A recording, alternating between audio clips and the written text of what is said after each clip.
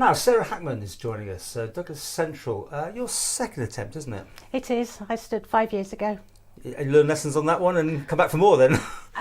Yes. I'm actually standing so that the two former standing members or candidates, they can sell themselves. Because it did look like it wasn't going to happen at all, did it? Now there's four of you, I think. Now there's four of us, so I've even... But that can't be the only reason. I mean, you must have thought, I can do this. You're not just doing it to cause an election, are you? No. No, over the last 5 years, obviously, you know my history, and I was in Douglas Corporation for 8 years, and so I've actually quite missed being politically involved. So I've just sat there and listened and waited and just formed an opinion that yes, I'm going to stand. Good. Well, I think some of your things almost look like it is maybe more council, only because it's roads and things like that. You're very into the roads and things, potholes, no doubt. But what do you think? Tell me about roads and pavements. Okay. Pavements are quite important to me as well. We seem to just focus on roads all the time. Well, we do focus on them. But the pavements around Douglas are absolutely rubbish. So I think there should be more of a rolling scheme for maintenance on roads as well as pavements, and also making them more wheelchair friendly. This is a government issue actually, isn't it? Absolutely, because there doesn't seem to be any joined up management of pavement use really. There's a pavement in Tynwald Road, and they built some new flats which were suitable for wheelchair access.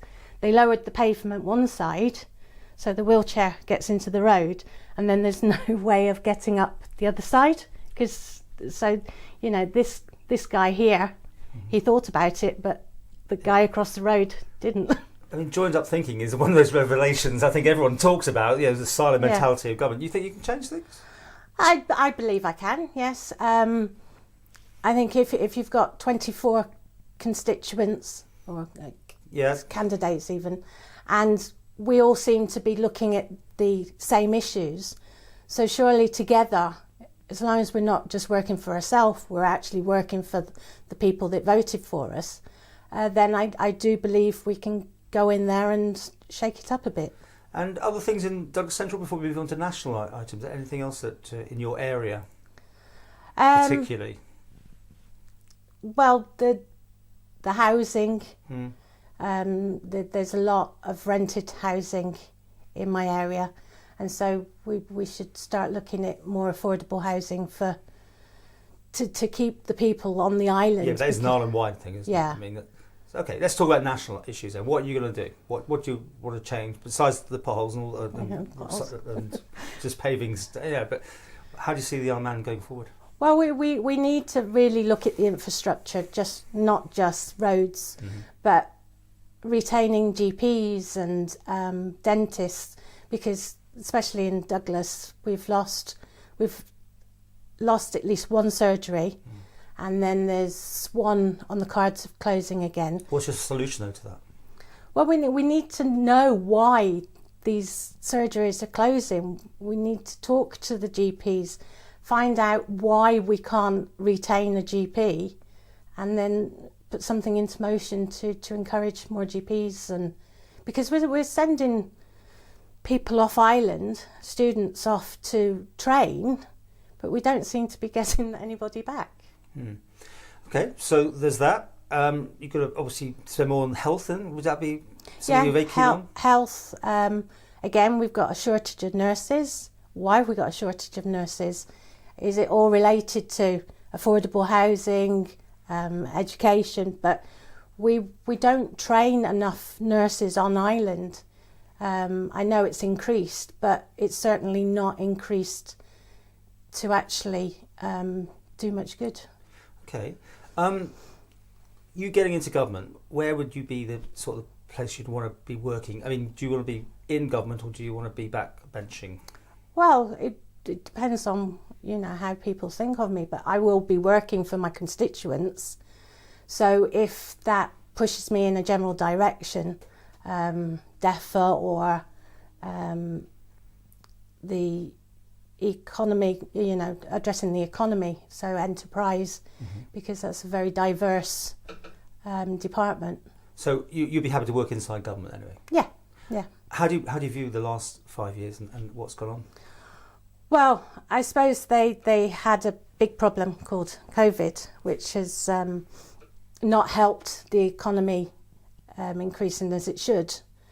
But there's also things that haven't gone through. If you look at the manifestos of people that were standing last time, I could almost pick up my manifesto from last time, and the problems then haven't really been addressed. But how can you make any difference? I mean, everyone says the same thing. It's tricky, isn't it? Because it is tricky. There must be, everyone's trying, I'm guess. I know. Well, obviously we know we can't change the world, or we try. But yeah. I'm passionate. I'm really passionate. I'm not outspoken, because that can be misconstrued as.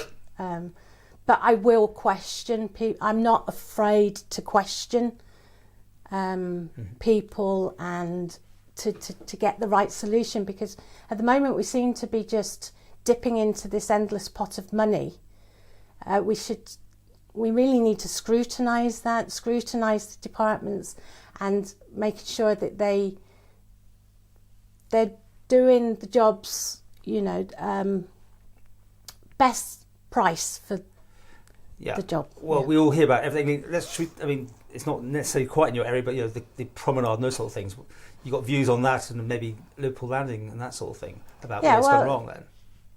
It's gone wrong because it just kept extending, and I don't think it's even the first scheme, because I remember the presentation of the original prom scheme.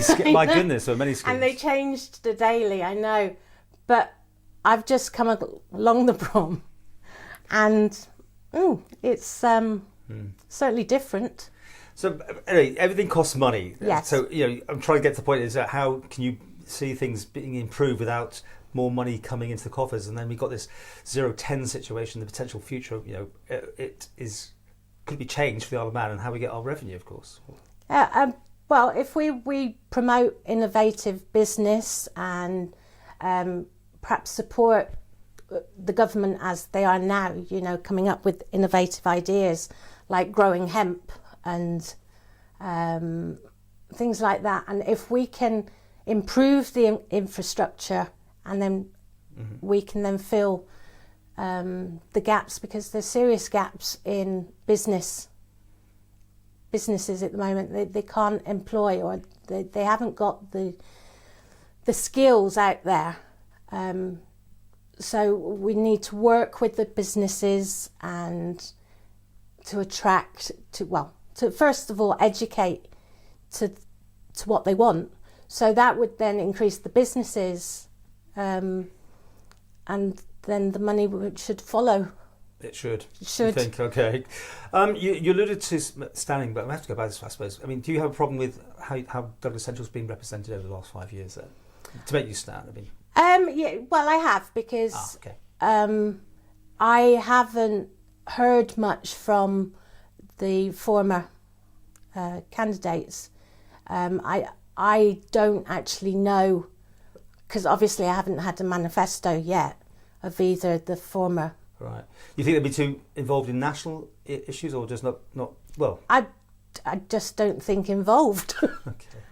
To finish with, who would you like to see as your Chief Minister options if you had them in front of you? And you can pick any that you want. I mean, you don't have to keep by this, of course. But who do you think would be best, in your view at the minute, to run the country for 5 years? Have you got Juan Watson? Yeah. Okay.